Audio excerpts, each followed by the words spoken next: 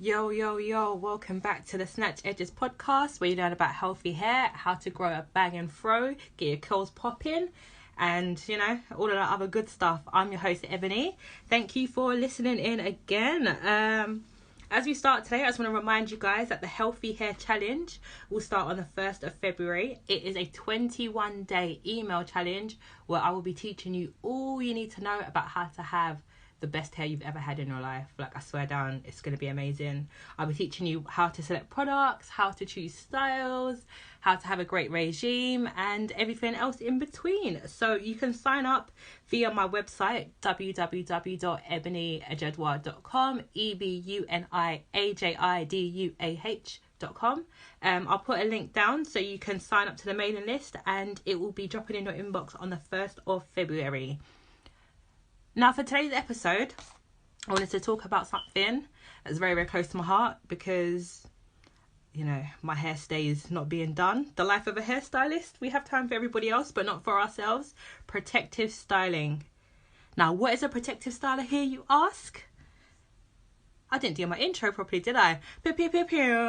Sorry if you missed that. Oh, my days, I'm so aghast. All right. A protective style is a style that allows your hair to rest from regular styling and manipulation. It protects your ends and it protects your hair from the elements such as sun, wind, rain, heat, and air conditioning, pollution, dust, dirt, grime, everything else that be circulating in our atmosphere these days. And it also allows your hair and scalp to be cleansed and moisturized easily whilst it is styled. Okay, those are the criteria that a style needs to meet to be considered protective. Now, why do you need a protective style? Afro hair, as much as we like to comb it and abuse it and use strong harsh chemicals and everything else on it, it's actually very delicate and very fragile. The structure of our hair, the curls, the coils, the kinks, whatever you want to call them, those areas where the hair turns on itself actually represent a weak spot in the hair. So it's prone more to breakage than other hair types. And also, as it's not straight, the sebum, which is the oil that our scalp creates, has a really hard time traveling all the way down. So it can then be very, very dry and dull looking. Now, that's not a bad thing. It's just the way our hair is. So we have to make sure that we are paying extra attention to how much stress and how much tension we use on our hair, and also making sure that we moisturize it as well, because it does need a little bit more help from us. Now, on a day-to-day basis, it is good to have a protective style, especially if your long-term goal is to grow your hair or to keep it healthy, because afro hair, when it's loose, looks great. It just likes to do a madness. My hair is like 9 times out of 10 will be an afro, and in the morning it will look great. In the afternoon, it's just like some tangled bird's nest. Like, the wind will just be rubbing it around. My curls are just locking on themselves. It just gets very, very annoying. And what I find a big problem for myself is something called trichonidosis. Now, it sounds quite fancy, but it's actually just the scientific name for fairy knots, which are those little knots that come into your hair on the strand and just try and ruin everything. Curly hair, as I said, it likes to tangle, it likes to coil up on itself because, we have that elasticity there. But these knots are so frustrating because once they're in, they're almost impossible to get out, especially if you don't realise it and then you end up combing through or blow drying or braiding or anything. Your hair gets stuck and tangled on itself, and they like to attract their friends as well. So you won't just have one on one strand. It will be like, oh, no, let me bring my bedrooms in. We're all going to get knotted up together. And you have to end up cutting it out, which is super frustrating, especially when you've been doing everything else right. So if you want to retain your length, remember our hair grows about 1/2 inch every month. So in a year, you should expect about 6 inches of growth. The best way to do that is to keep your ends tucked away, keep them protected, keep them away from, playing hands, from brushes, from heavy chemicals or products. You want to really keep them safe and protected. Treat them like little princesses. And it saves time. It's so much easier in the mornings when you're getting ready for work or studying or whatever it is you do with your day. When your hair's done, it can really, really make the time go so much quicker. And in the evenings as well, you don't have to worry about putting your hair in flat twists before you go to sleep, or you just have to wrap your hairline. It makes everything nice and easy. So examples of protective styles include buns, twists, mini twists, flat twists, cane rows, braids, extensions, hats, wigs, headscarves. Anything that you can think of that keeps your hair tucked away can be considered a protective style. So if you are someone like me who just doesn't have a care in the world, I will wash my hair, put it into 4 to 6 plaits, put my bonnet on, and then put a headscarf on and keep it moving for the whole week until wash day comes right back around. Because, you know, trying to make life easy for ourselves. But some people really like to go to town and choose really nice styles as well that, you know, complement their lifestyle, their look. And that is cool as long as your hair is being protected underneath. Because sometimes your style, however cute it may be, might not actually be protective and might actually be quite damaging. So to make sure that you are doing the best for your hair, you want to avoid at all costs it being tight. Traction alopecia is the thief that comes in the night. You think, you know, you can get away with all these tight hairstyles, gelling down your baby edges for, you know, forever and a day. And then at the end of eternity, before Jesus comes, you're looking in the mirror and, you know, your forehead has grown 4 more inches because your hairline shifted to the back. That is not what we need to do, ladies. We can really prevent this. There is no reason for us to still be pulling all of our hair. Every hair does not need to be in the style. Every hair does not need to be in the braid. It looks amazing, it looks beautiful, but you pay the consequences. So if your hair's getting done and it feels really tight, and this doesn't have to be just with braids or anything, it could even be like the way you slick your bun. Like if you are pulling it back, it's actually quite common with ballerinas or like dancers, anyone that performs and has to have their show, their hair slicked up a certain way for a show. So it's not just a black problem, white girls have it too. If you start to feel or see tension bumps at your hairline, that is a danger sign. That's a warning sign. Take your style down now. If you want to keep on going, you will start to see white bumps where the hair is literally being pulled out from the root.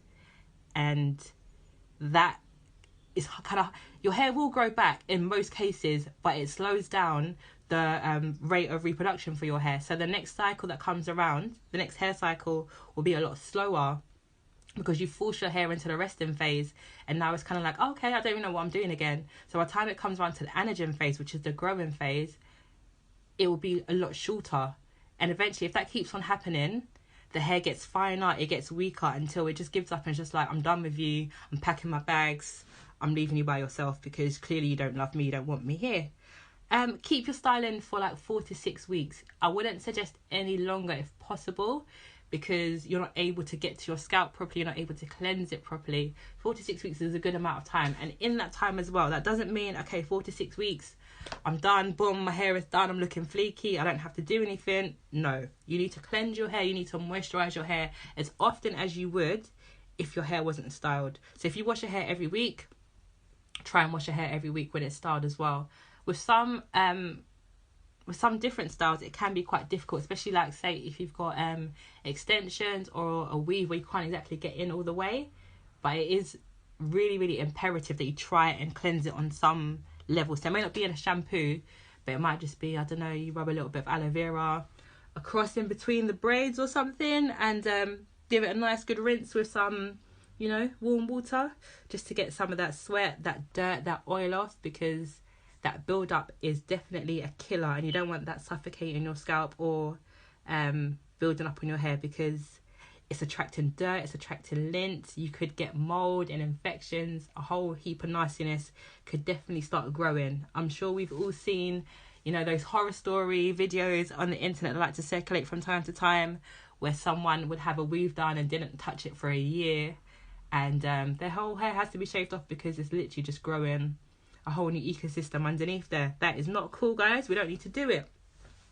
Also, switch it up. Don't be the person, don't be like me, don't just do one style and, you know, don't let anybody see your hair. Really, like, have like a few in your arsenal. So if you know that you're like a braids person, have a few different braid styles. You know, one day go for like, you know, really big Brox braids, the next day maybe go for like a Senegalese twist or something, or even like crochet. Have like a play with it, get to find out what suits you best. You know, it's a really good way to change up your look as well. But you don't want to keep on doing the same thing, because your hair will get trained, and that can also lead to breakage as well where it's always getting pulled in the same direction. So like if you have like a parting on one side, the next time flip it over to the other side, or if you always have it up, let it be down for a bit and take breaks in between. So with my clients, I always tell them, look, if you've had a style straight, like we've been going back to back to back, I'll do 3 in a row, then you have to have like a couple of weeks off. You need your hair to just let it relax for a bit. Let it not have those heavy big packs of expressions or impressions or water wave braids that you're using. Just, you know, have a little break sometimes. Enjoy your own hair. That's what it's there for. If you are using gels and waxes to catch every piece of hair, like sometimes I see stylists doing videos and I'm like, this looks bomb. Like it looks sick. It looks dope. But why do you need so much gel? Like I can't. They have like, oh, what's that one called? It's like Shine Jam or something. They be licking it down on people's hair. And I'm like, you don't need that much. It's really not that deep. Your hair doesn't need to be rock hard. If you're doing that, it's not protective style anymore. It's just a style that looks cute. And then after like a week or two, you're going to need to take that out and really wash and deep condition your hair. And then try again. DIY versus going to a stylist. Now, the way some people's pockets are set up, or their time, or just their preference, it's easier for them to do styles at home. And there are loads of easy ones that you can do. As I said, braids, twists, cornrows, even though like, you know, a young extension. Some people can box braid and cane roll the hair up madness. It looks nice. Do it by yourself. Just be careful. As I said, the internet is just like a horrible place sometimes. People will lie to you about how to do styles, or they will do a style that looks really, really good. But if it doesn't suit you, or you feel it's painful, or it doesn't suit your hair, like I know with using synthetic hair, for me, I can't do it that often because I have a really, really sensitive scalp, so I have to be careful about the type and brands of hair that I use. So I will always wash my braiding hair with apple cider vinegar before I can put it on, because if I don't, my scalp will literally erupt. I will get like really bad flaking.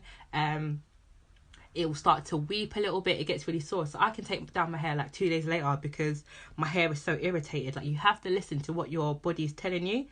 If your hair doesn't agree with it, if your scalp doesn't agree with it, it thinks it's too tight or it's too heavy, again, no style is worth it. Just take it down. I know you might have to take a little L with like the cost or whatever, but you know, we're trying not to be bald out here. No snatched edges. And yeah, just kind of like, you know, just be mindful about what you're doing. Pinterest is a great place for inspiration, as is Instagram. You get to kind of see how people work first, and that's really good as well for choosing your stylist. So most people now like make videos and show you how they do things. You can kind of look for references on their website maybe and go and have a consultation. I know like 99.999% of stylists, however busy they are, will be able to book you in for a consultation, or be able to talk to you, or provide some kind of links to info where you can find out about the best style for you, will it suit you, the maintenance for it. You know, be informed. You have to kind of take charge and be responsible for what it is that you're doing with your hair. Don't just sit down and let someone play in your scalp, because you know, it's going to be you that has the problem at the end of the day. You know, a lot of stylists have integrity, so it won't be that bad, but don't just go into things blindly. You kind of have to be accountable for yourself. So yeah, I think that is it on protective styling. Guys, sign up for the Healthy Hair Challenge. I'm really, really excited. I've been working really hard on it. I've got like a really cute workbook. You can follow me on Instagram for like daily tips. I might try and go live. You know, I'm still a little nervous about putting myself out there, but I'm trying. So yeah, listen to this on iTunes, on Stitcher, on SoundCloud. Tell a friend. You know, like, rate, subscribe. I don't want to just be here talking to myself. Let me know if it's helped you. If you agree, if you disagree, let me know. Hit me up. And I will see you guys on the next episode. All right, take care. Bless up. Bye.